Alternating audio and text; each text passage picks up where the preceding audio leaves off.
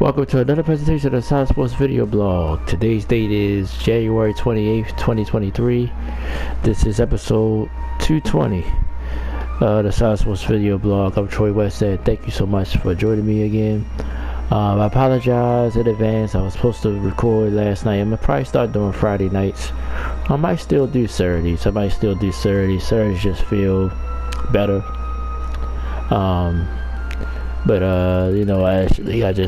I had a moment. I needed some time to rest and everything else, so I didn't record last night. So I apologize for that, for putting it out there that I was and not. But I definitely put a statement out on all my social media and right here on YouTube that the video is ready for you guys to watch. I appreciate you guys so much for the support. Shout out to my little sister, Deshawn. She had celebrated her birthday a couple of days ago, January 25th. And my twin nieces, Tajay and Janae, they actually had a big birthday today. They turned 21 today. So, huge birthday, huge celebration for them. We need to get in contact with them. But shout out to them before I start this video. Shout out to my cousin Janice. She been checking on me and everything. Things have been rough. I had a rough week. Like I said, it's just sometimes you gotta take a break. Sometimes things overwhelm you. And I'm not absolved from that. So I have my struggles sometimes. Like I said, I have a mental health history, so I'm just trying to keep that at bay and not get into where I don't want to get into. So that's basically what's going on. Days around me, I had a setback this week. I thought I was going to get something done, and basically, which happens in life, a monkey wrench got thrown in there. So hopefully I'm able to do that soon. But I apologize to you guys, like I said, for not recording last night. I just didn't have the motivation, and I just was tired. I worked pretty much around the clock for 6 days in a row. And this is my little bit of time off, and I try to fit this in. Between that, I try to do my other stuff during the week in the morning, but it's definitely not easy. So I appreciate you guys' patience. So thank you so much for that. And we got a big show today, bigger show than I thought we was going to have. MLB baseball. We got some baseballs coming soon. So I said I'm gonna do a top 5 list every week for the blog. I got my top 5 first baseman ready to go. I'll share that list with you guys. I might put it on social media as well. I don't have a lot of baseball fans, but I might put it on social media too, just to see if somebody disagree or agree. Also, Hall of Fame. This is the time of year that the Hall of Fame class is announced. I didn't know about my man Frederick Griff. I thought he was already in the Hall of Fame, but he got in through a committee, and then Scott Rowland got voted in earlier this week. So I get my thoughts on that as well. NBA All-Star Starters was announced Thursday. Look into that. Look at the updated standings, and we'll talk about the Memphis Grizzlies. Memphis Grizzlies sort of fallen off the map a little bit. They lost 5 in a row. Lost again, I think, was it last night or the night before? But they say they lost 5 in a row. And I get my thoughts on that. But they still second in the West, though, which we're going to see in the standings. And also, of course, NFL Conference Championship weekend. Both games are Sunday this time. Eagles and 49ers get it started from Philadelphia at 3 p.m. And then around 6:30, Bengals Chiefs for the AFC Championship. Eagles 2.5 favorites in their game, and the Chiefs are 1.5, half of 1.5 favorite in their game. So both games supposed to be close. Niners come in winning 12 in a row. Bengals come in winning 10 straight. So, and the Chiefs have won 7 straight. So Some had to give the Eagles, like I said, they lifted to the postseason, but they looked so dominant against the Giants. And I can see why people are back on their bandwagon as well. And then final thoughts, I'm going to try to get my thoughts on the Ed Reed Bethune-Cookman University situation, and also the man that got beat to death by Memphis police in Memphis. I should have wrote his name down, I didn't, but I just want to touch on that as well. So we'll do some research on that as the show go on. But first, let's go ahead and knock this baseball news out the park, pun intended. Like I said, I don't get a lot of baseball viewers here, but I think I'm gonna post on social media just to gauge the temperature or what people see or what they think. But first, I'm gonna reveal my top 5 first basemen going into the 2023 season, baseball season. Not that far away. It's January pretty much over. You know, our next blog will be next Saturday, maybe. I announce it, maybe. You know, I might just keep it on Saturdays. I'm so used to Saturdays. I might just keep it on Saturdays, at least until the football season over. Then we'll think about changing it up. But my top 5 first base will be about to get into that. It wasn't that hard for me. It wasn't that hard for me to go through this list. You know, I do a little research and then really think about who I think is the best. So some people will say it's a little biased as well, but we'll see. That's why I want to put it on social media to see if anybody pushed me back on it. I don't know. I should put it on TikTok too. See if some. That's where I get a lot of traffic from, honestly, when I do lists like this. But okay, here's my top 5 first basemen. At 5, Matt Olson of the Atlanta Braves. Everybody know I'm a Braves fan. Definitely with the bat, he's one of the best in the league. Braves traded for him from the Oakland A's. Oakland A's were the franchise where they can't keep someone once they start doing well. So I was upset. Like I said, I was upset about the Freddie Freeman trade last year, letting them go. But Matt Olson has definitely, with the bat at least, definitely filled that void. Braves still a contender in the National League. National League East by itself is going to be brutal next year. But he do his thing with the bat. Defensively, he's probably average, but he's definitely one of the best first basemen when it comes to overall game. So I got him at number 5. Number 4, Pete Alonso of the New York Mets. Now you could argue he should be higher, especially with his bat as well. Now he DH, just him and Olsen. Really, most of these guys DH pretty much sometimes as well, so they get spelled for that. But Pete Alonso has been consistent for the Mets, which they need a consistent bat. That's been one of their issues. But the pitch has been decent, but the bats has been consistent. So he's been a consistent bat there. He's young. Called the Polar Bear. He's a good player. I got him at 4. Number 3, Vlad Guerrero Jr. We all know how great his father was. We always will throw that out there and give him some love. But Vlad Jr. doing his own thing. Definitely in the home run department. The Blue Jays team I really like. That's why I think days in the American League East also still be tough for the Baltimore Orioles, who I also follow and a fan of. But Vlad, like I said, on the field, he's not that, he's an average fielder. But he plays first base, so he gets the nod here at 3. Number 2, Paul Goldschmidt of the St. Louis Cardinals. Now he could argue he's number 1. He won the MVP. Really been great for the Cardinals. The Cardinals also a team that's definitely getting people somewhat. I don't want to call them misfits, but Paul Goldschmidt, of course, had a great career in Arizona. Cardinals able to pick him up.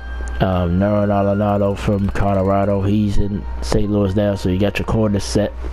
And a great defensive player. That Paul Goldschmidt played the field very, very well, as well with his bat. So he definitely deserved to be number 2. And number one, not gonna lie, a little biased. My man Freddie Freeman still top first baseman in the league to me. Went to the Dodgers, didn't disappoint. Had a great season. He could have been an MVP as well. Like I said, still sad that he's not with my Braves anymore, but he also a great fielder. Even though now that he's older, he played a little DH as well some nights, so. And I definitely think he held the Dodgers together. The Dodgers had a lot of injuries and still had the best record going away in baseball last year. I think he was a big reason of it. Now in the playoffs, they struggled. They didn't get where they needed to be, but I still think he held the Dodgers together during all the turmoil. Mookie Betts was in and out the lineup. Will Smith, everybody else that had injuries here and there.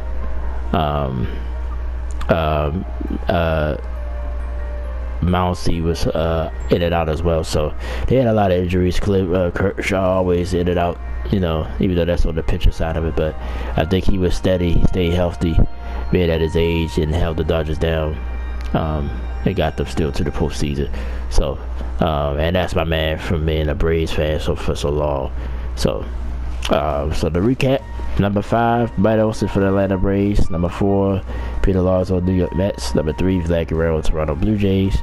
Paul Goldschmidt, number 2 for the St. Louis Cardinals, and Freddie Freeman, number 1 for the LA Dodgers. So that's my top 5 first baseman list. So next week, I'm gonna do second baseman. So come here and join me for that if you wish to that list. But I think I am gonna put this on social media just to see how many responses I get from that. More baseball news. Of course, the Hall of Fame inductees was announced. As far as the writers' vote, only one person was able to make the 75% voting, and that was Scott Rowland. Played for the St. Louis Cardinals, Cincinnati Reds. That's what he probably mostly known for. Played for a couple other teams as well. 8 great Gold Gloves.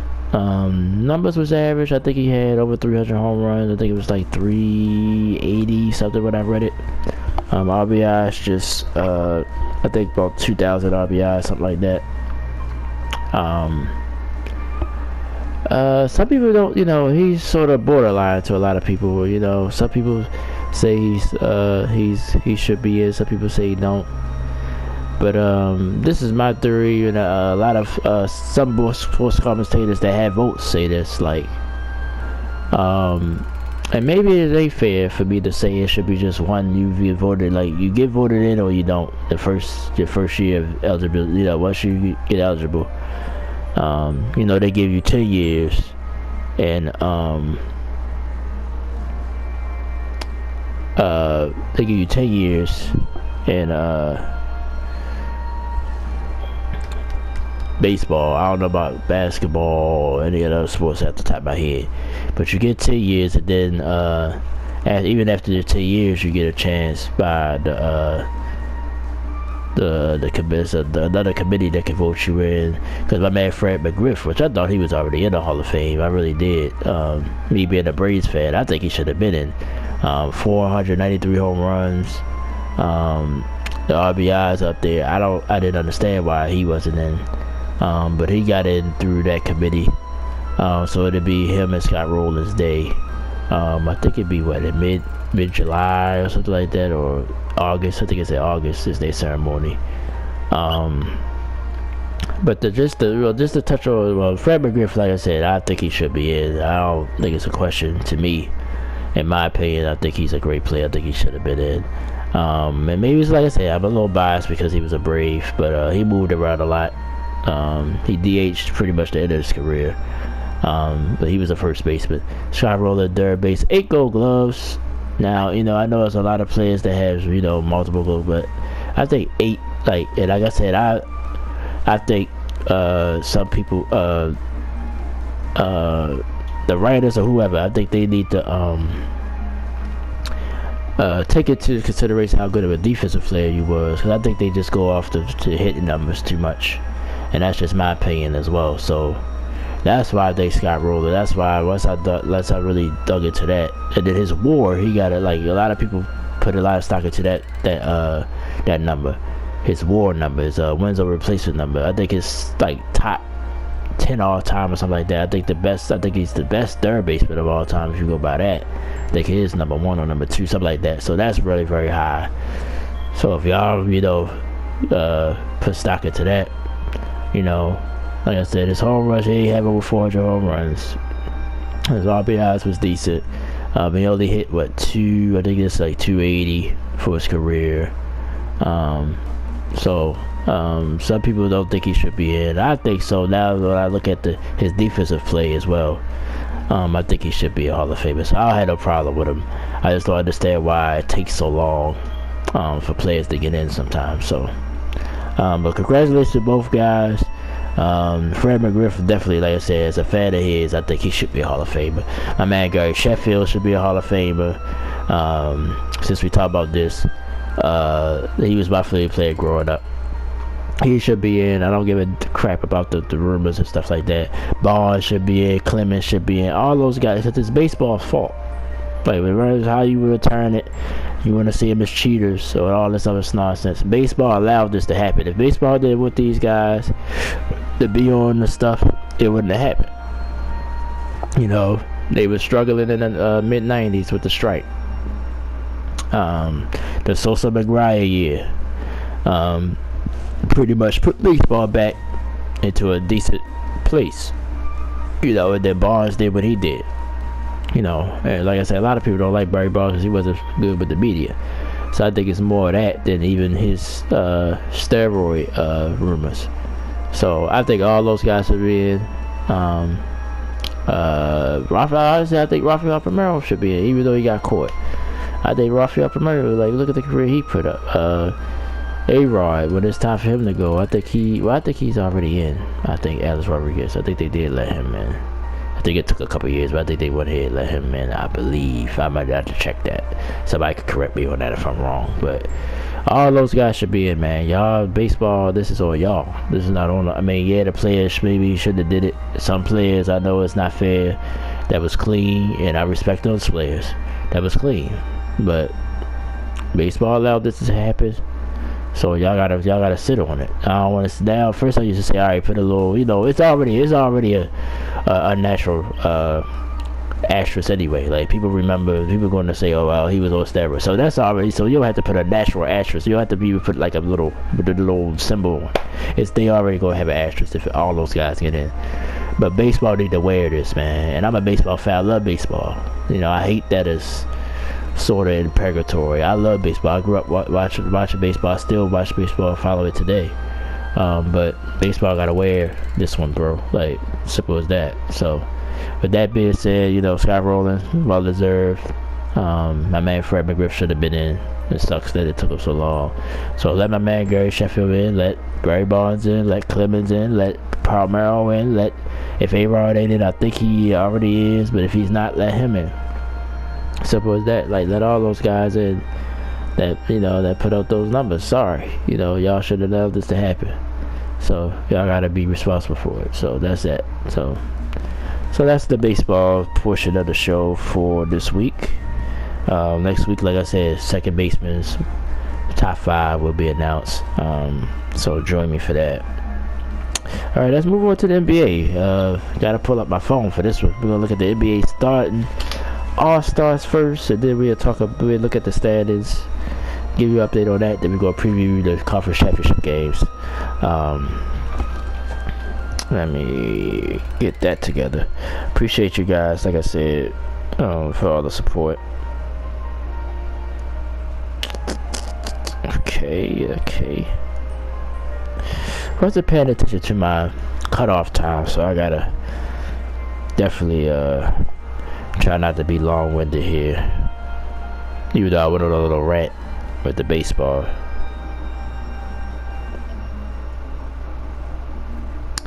Okay, NBA.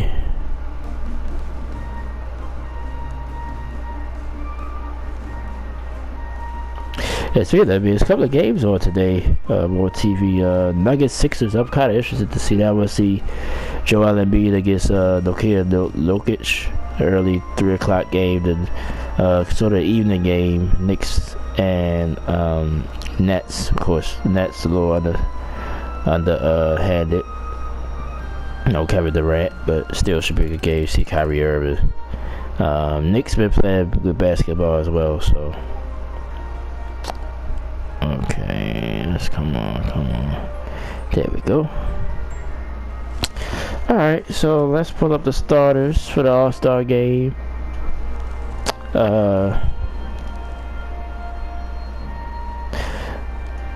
Of course, the captains, East is Giannis Antetokounmpo, the Greek Freak, wins another cap. I think that's his 3rd time being a captain, and LeBron is the captain again. A year 19 straight All-Star starts for LeBron, which is a feat of the selfie ties Kareem for the most ever. So if he plays next year, which we probably think he will, I don't think he's hitting that he's going to retire. He will pass Kareem because he'll be an All-Star next year for sure as well, unless he get hurt or something. And even if he get hurt, he might still get votes to get in there.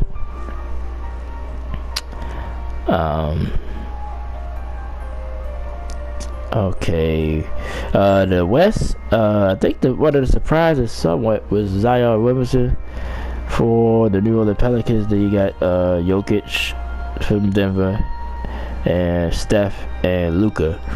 Luka twisted his ankle the other night, so hopefully he's fine. He's not going to play in today's game. I think they got a game today. He's already going to sit out, so I think they're going to rest him for a few days. Steph just coming off injury. Jokic having another big season. Could win MVP again. The Nuggets are number 1 in the West right now. In the East, with LeBron, you got Kevin Durant, who's been injured. We don't know if he's going to play or not. Kyrie Irving, Jason Tatum, and Donovan Mitchell, who's having a great year for the Cleveland Cavaliers, having them in contention in the East as well.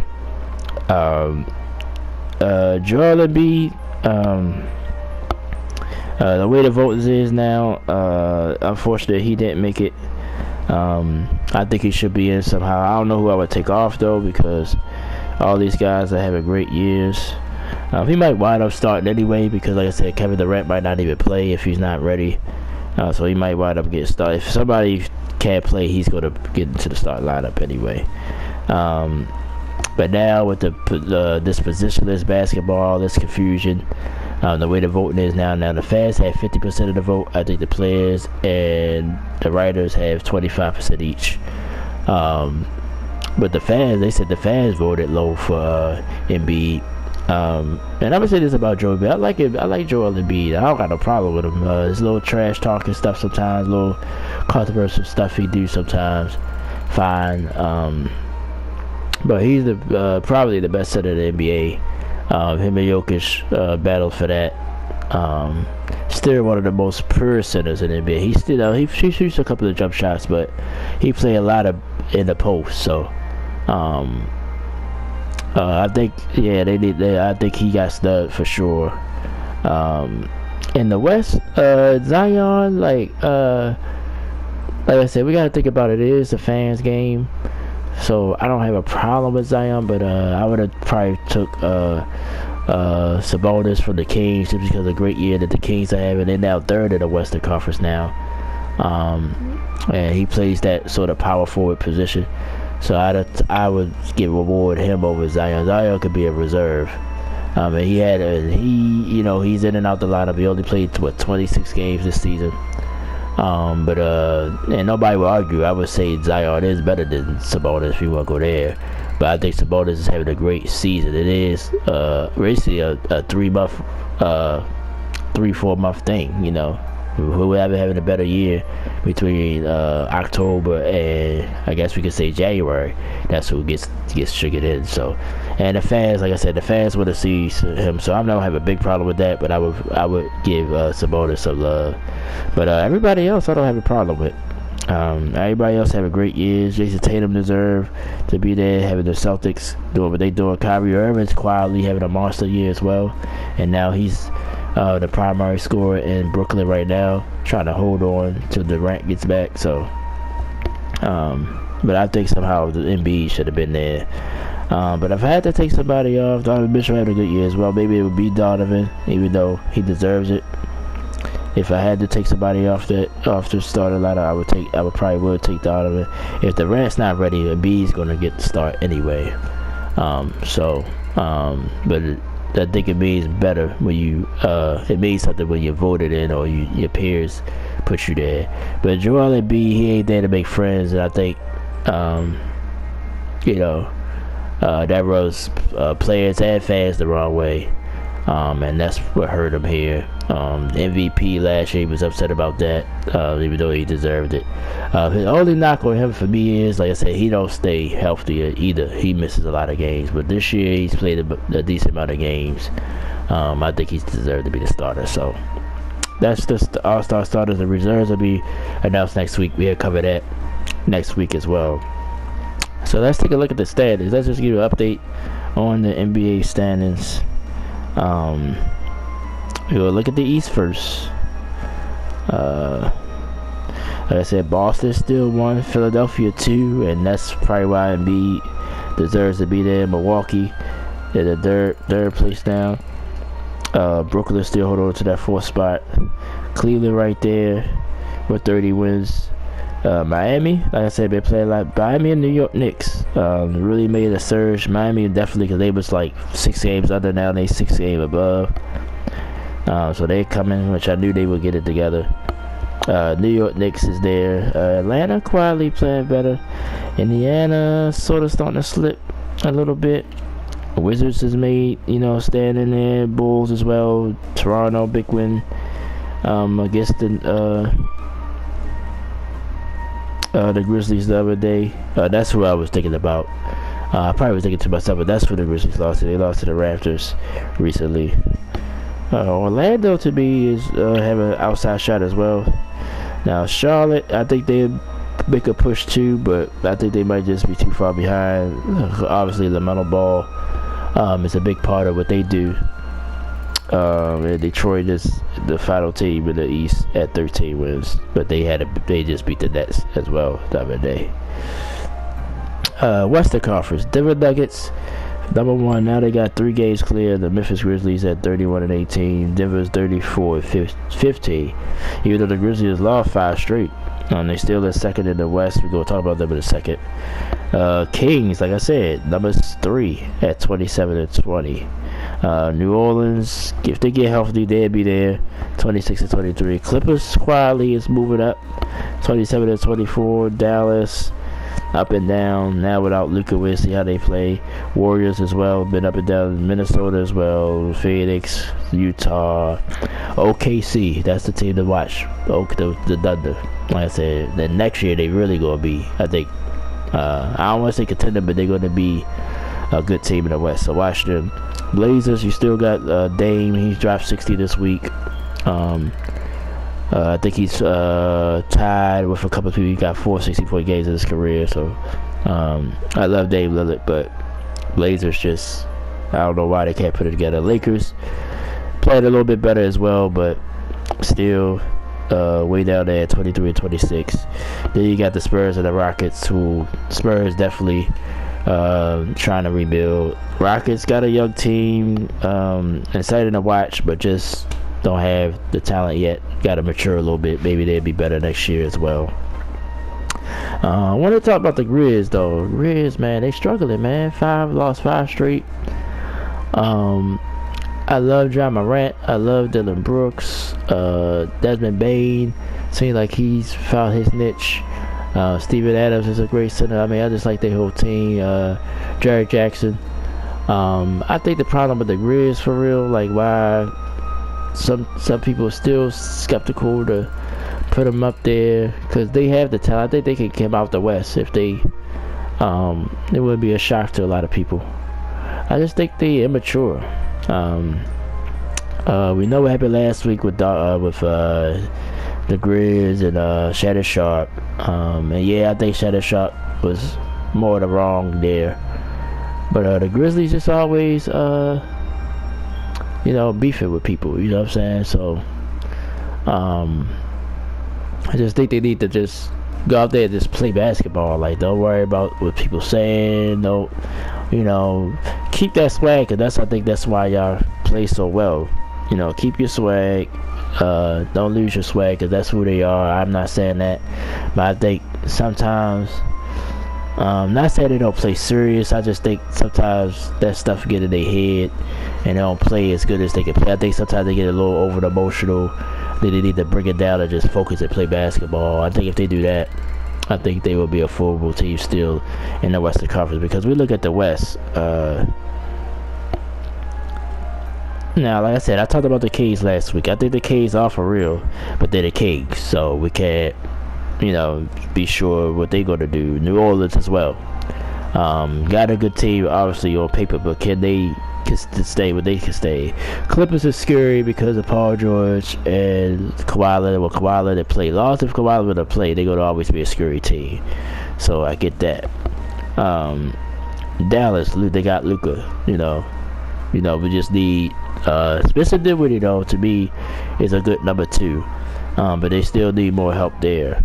Warriors, also, you can't dismiss the Warriors. They got championship pedigree. Jordan Poole has made that next step. Can they all put it together? Can Steph fit in there? Klay Thompson's starting to play a little bit better. Draymond, can they put it together? If they put it together, the Warriors will be formidable as well. Minnesota, I don't think Cat back, is he? I don't think Cat is back. But they got the talent there. Rudy Gobert, they got the talent there. But like I said, I think they still need to grow up and mature a little bit more as well. Phoenix, like I said, I'm not dismissing Phoenix. No Devin Booker, that's why they this low. They'll probably be higher. They're going to make a push, but I just think they have a ceiling. Jazz, nice pieces there. Marketing has played well. Mike Conley, honestly, the Jazz I respect the Jazz. I thought they was going to fall off. I thought they'd be more at the bottom, but they hung in there. OKC, like I said, I like what they done with the young guys. Gregorius Alexander, I probably pronounced this right off, but that kid can play. Then you get the kid that got hurt that they just drafted. They got a lot of young pieces. I like the Thunder. I think they're messing around and scare some teams if they make it to that play-in. Blazers, like I said, they got Dame, and the Lakers, they got LeBron, so they always going to be relevant as well. So West is still deep, like I said, but Denver, what they doing, like I said, I'm not surprised. If they healthy, they definitely one of the top teams in the West. Grizz, though, like I said, y'all just gotta mature, just calm down. Let's play basketball. Y'all got the talent. John Morant is the truth. I think they get it together, but they in a small soon right now. That 5-game losing streak. But they still second in the West, so I think they can get it together and get things right. So that's my NBA news for the week. Let's talk about the conference championships now. We in the NFL. Thankful for you guys for still being here. I did my rankings this week. I ranked the last 4 teams. I had Cincinnati 1. I had Philadelphia 2, San Francisco 3, and the Chiefs last because really pretty much because of the Mahomes injury. But he already scheduled to start tomorrow. So now somebody put me in a party chat, which sucks. I hate these things. So sorry about that if you hear that sound. So I'm gonna preview both games real quick. Then I'm gonna, like I said, I want to touch on the Bethune-Cookman situation with Ed Reed, and I also want to touch on the man that got beat to death by the Memphis police. I want to touch on those things real quick before we go. So let's get into it. NFC Championship, 49ers at Eagles. Eagles 2.5 favorite here. Niners come in winning 12 straight if you go back to the regular season. Sort of was in a little bit of a fight with Seattle, but they pretty much dominated in the second half. Dallas pushed them. I think if Dallas, like I said, Dallas had a chance to win that game. They'd have made a couple more plays. Dallas could have upset the Niners, but Niners prevailed. Brock Purdy didn't mess it up. Didn't make no mistakes. You gotta give him his credit. I think he's won 8 of these 12 games since Jimmy went down. So Niners just an overall team. They just got everywhere else. They just strong on every pieces of the ball. You can pick any position, pick any group. They're strong at all of them. Eagles, like I said, won the conference with their record. Struggled down the stretch, but still was able to get the 1 seed. That's why they're here at home in Philadelphia. Jalen Hurts, got hurt near the end of the season as well, but he looked great. They destroyed the Giants last week, and I thought that was going to be a tough game because of the division and how the Giants look against Minnesota. But I guess I was wrong about the Vikings. But anyway, this game, man, it's a tough one. Both games is tough. You can flip a coin. I wouldn't be shocked that anybody's winning this game, but I'm gonna go with the 49ers because I just think they just a little bit deeper than the Eagles. Like I said, now maybe the Eagles struggled. Like I threw this out there, I think somewhere, I don't know, on social media somewhere. Maybe the Eagles struggled down the stretch because they was just ready to get to the playoffs, so they wasn't playing as hard. But this is going to be a rough game. I think it's going to come down to the wire. I think 2.5 is perfect because I think Niners might win by just 3 or so. But I just think, both teams got a strong. I just think the Niners are just a little bit better at all the positions, except for quarterback. Now, Jalen Hurts, if he had one of his crazy Jalen Hurts games, maybe that could be the difference. And Brock Purdy can't keep up. But I just think the Niners is poised to win this game. I think it'd be great for Kyle Shanahan as well. The Niners got a lot of questions next year. Like, do they stick with Purdy? Do they try to finally put Trey Lance in there? You paid a lot to get him, or will they flip him and move him somewhere else and just stick with Purdy, or what they gonna do with Jimmy? So they got a lot of questions at the quarterback position. But everywhere else they're set. Eagles, though, I think they're not going nowhere for years. I think Jalen Hurts made that next step. I think that's for real. Gotta become a little bit better passer, but I just believe what they do. So I think it's gonna be a tough game. I think it's gonna come down to the wire. I think the Niners, though, prevail and get to Super Bowl 57. Let's go over to the AFC Championship game. The Cincinnati Bengals at the Kansas City Chiefs. Chiefs 1.5 point favorites, as I mentioned in the beginning of the show. Bengals come in on a 10-game winning streak. Chiefs coming in on a 6-game winning streak. So both teams playing their best. Patrick Mahomes, I'm going to say this about Pat. Yeah, he's hurt a little bit, but they say he's ready to go. He already been announced a starter. There's no question that he's going to play. He's like a Brady to me, like far as like betting against him. He's proven me wrong in the past, and some of the past I've picked him. So, but the Bengals to me, maybe because I've seen them so much this year. What they did to Buffalo to me shouldn't be looked at. A lot of people put more to blame on Buffalo, but I think Cincinnati is that good. I think they dominated that game. Joe Burrow is the truth as well.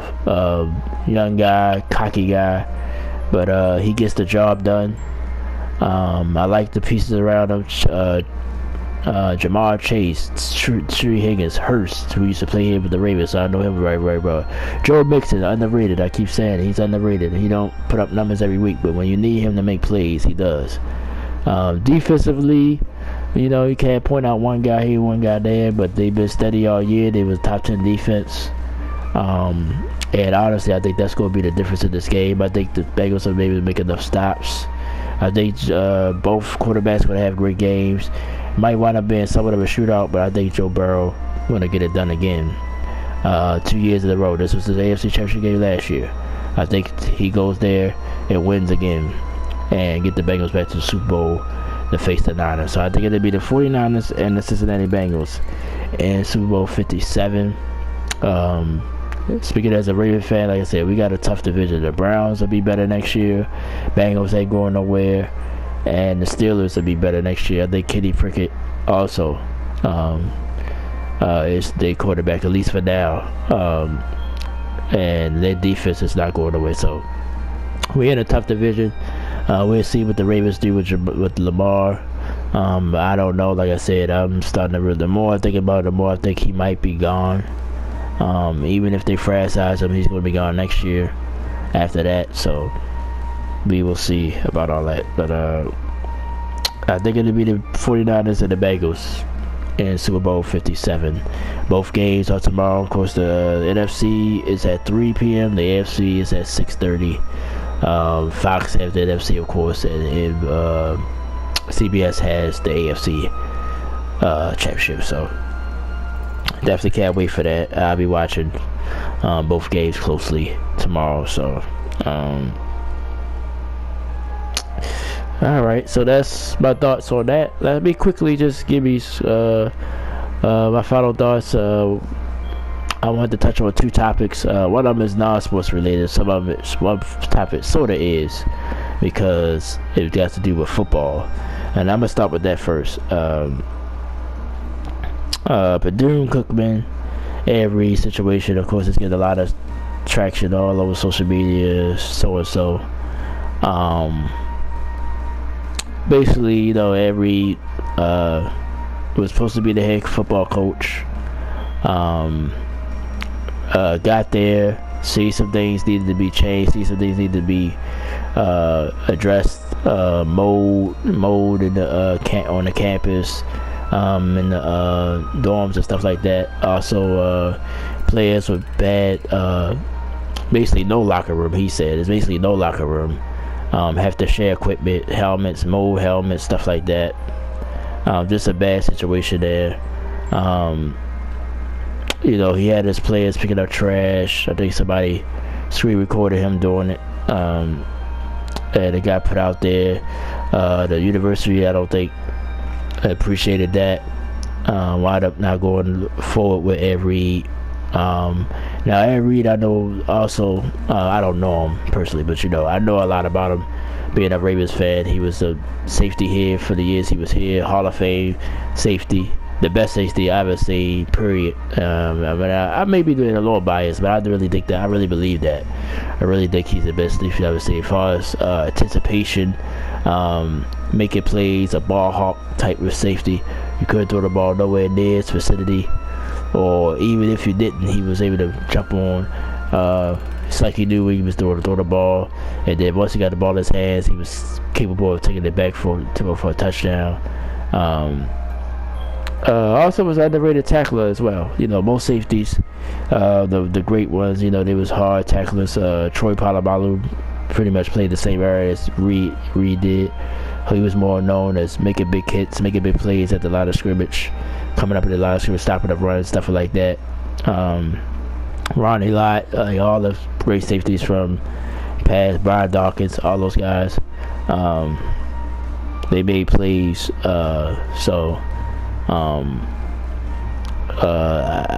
think he's the best ever, you know, but that don't even matter in this situation, really. I think he's just passionate about what he does. I just think he was really trying to help, and once he realized he wasn't getting the help that he needed, it frustrated him.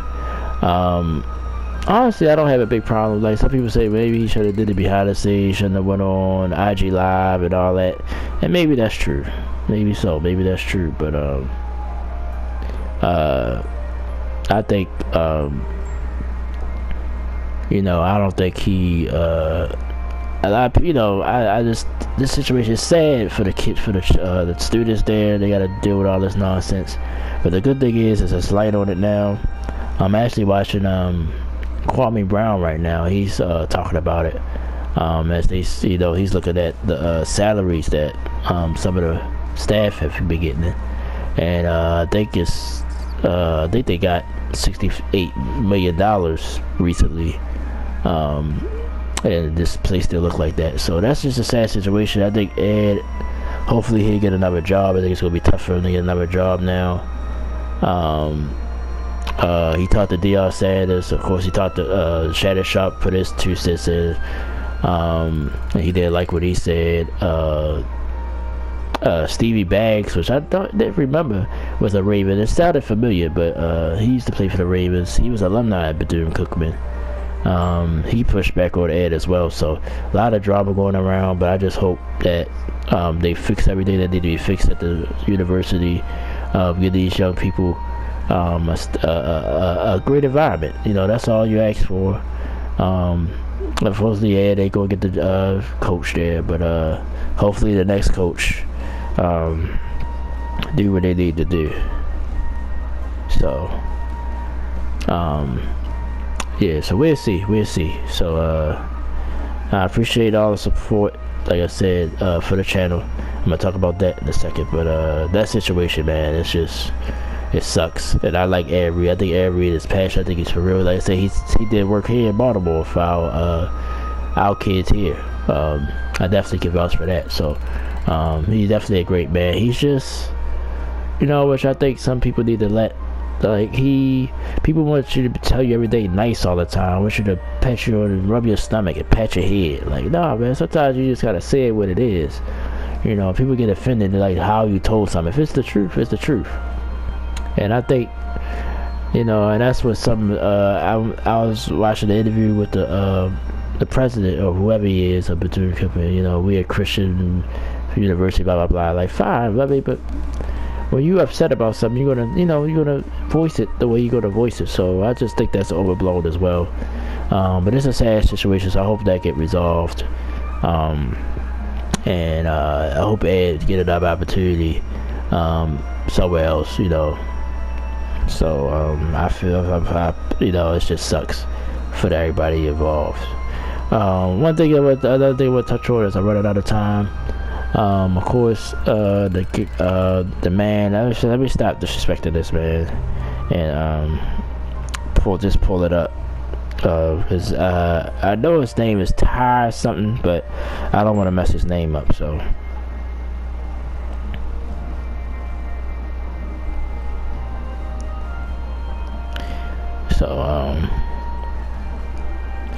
let me pull that up real quick. Hopefully it don't take so long. I don't know how much time exactly I got left. I just know I don't have a lot of time left. I don't know if I type in just Memphis, that should bring it right up.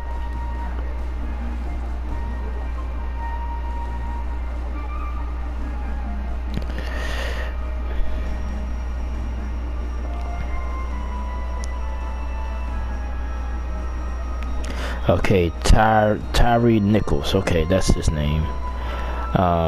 You go see the video yourself. I see bits and pieces of it. You know, like one station broke it down into 4 parts. It was 4 different body cams or something like that. But they really did a number on this man. I just wish he wouldn't have ran though, man. Like, you know, just, I don't know, you know, which I'm sure is going to come out if he had any charges or whatever. I think it was just pulling over for reckless driving. I think that was what it all came to. But it's no excuse for these officers to do what they did, man, regardless. Even though he ran, but I just wish he didn't run. I think it would have made it better, hopefully, but you don't know that either. But, you know, I wish he didn't try to run. I just wish he'd just complied and just, you know, like I said, I've never been in that situation, so I'm not gonna, you know, I just hope, I just believe it maybe would have been better if he would have just calmed himself down and just not fight. Just go ahead and let him take you to jail, whatever they was going to do, and just deal with it accordingly. Unfortunately, he lost his life. All 5 cops been charged with second-degree murder. I think it's other charges as well. But I just hope that we don't take our eyes off the ball. This country is really is a shitstorm, like, to be honest with you, with that and with other things, especially our people, our black people struggling. It's just a bad situation. So I hope that days get better. I really do. I really do. For everybody, you know. But that situation is sad. I just wanted to, you know, touch on it a little bit. Everybody's talking about it. The people in Memphis, which I'm glad they are peacefully protesting. They're not rioting. They're not tearing up stuff. So hopefully that stays the way that is, you know. The cops already been took it off the street, so you have to worry about that. So I think, you know, a peaceful protest is fine. I don't think it need to be angry. They're gonna get they do justice now. I know it's gonna be some people out there that's gonna say this, and I'm just gonna throw it out there. I don't really think it's a big deal, but I think it is in a way that all the cops that did this was African American, so it was the man that was killed. So maybe that's why, you know, people ain't riding and stuff like that. But, you know, I don't think you should ride at any situation, really. At least not to tear up your stuff. That was okay to protest, but tearing up your stuff don't make any sense, you know. But hopefully the situation get better. I just hope it get better. So, but with that being said, man, as far as the channel, like I said, I apologize for not. I know I put out Friday.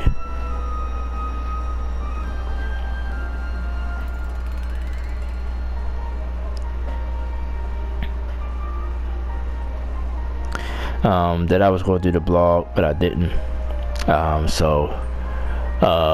I said, I might still do Friday nights, but for now, I'm just going to keep it at Saturday. Once the Super Bowl ends, you know, it's going to get sports going to slow down. It's just going to be baseball and basketball, so it's not going to be a lot to talk about. I might do that. Like I said, sparingly, I'm still working on God of War, Last of Us 2. So look for those two projects. Broforce, I got to finish up, and I'm gonna try to still do some more Sonic videos, because that's basically the high demand. So with that being said, I'm gonna go ahead and get out of here. Thank you guys so much for watching this week. I'm gonna put stuff on social media to remind everybody that the video is ready. I appreciate you guys so much. Like I said, I've been having a rough week. Been trying to fight off some demons, man. It's just been rough. I appreciate you guys though, for everybody that does check up on me. It's just been hard, man. Days have just been hard, but I'm gonna try to push through it, and hopefully everybody else out there try to push through these situations and their trials and tribulations. Man, you know, just keep fighting, man, and I keep fighting. If you keep fighting, I keep fighting, okay? So we're gonna make that promise to each other right now. So with that being said, peace and love, everybody. Enjoy your week. Enjoy the football tomorrow. We'll have a big Super Bowl preview. Well, we'll touch on the Super Bowl. We ain't gonna probably do no predictions yet till the week after when it's closer. But we'll talk about that next week. Talk about these games next week. So join me then. And I'm Troy West. Said thank you so much. Signing out. Thank you for watching the Silent Sports Gaming channel. Thank you for watching another presentation of the Silent Sports video blog. Thank you so much. See you guys. Thanks for the support. Peace and love.